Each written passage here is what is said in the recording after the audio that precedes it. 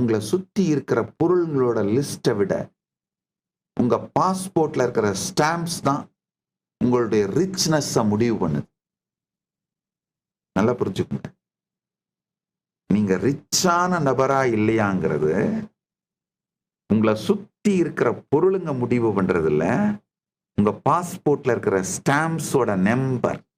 அதாவது எவ்வளவு டிராவல் பண்ணியிருக்கீங்க,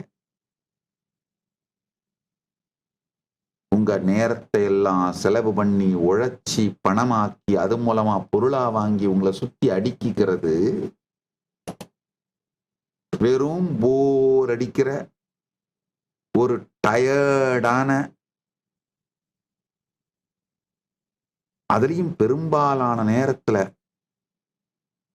தேவையில்லாத லோனை வாங்கி தேவையில்லாத பொருட்களை வாங்கி உங்களுக்கு பிடிக்கவே பிடிக்காத ஆளுங்களை இம்ப்ரெஸ் பண்ண முயற்சி பண்ணி இந்த சூழல்ல தான் சிக்கிட்டு இருப்பீங்க.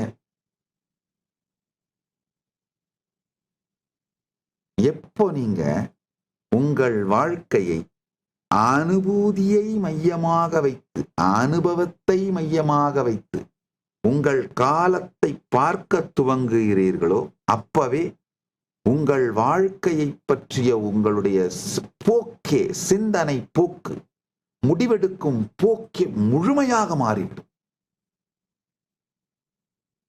அனுபவங்களை சார்ந்த, அனுபவங்களை கொடுத்து உங்களை முதிர்ச்சி அடைய செய்கின்ற, முழுமையடைய செய்கின்ற அது மாதிரியான படிப்பு, அது மாதிரியான வேலை, அது மாதிரியான லைஃப், இதையெல்லாம் செய்ய ஆரம்பிச்சிருவீங்க.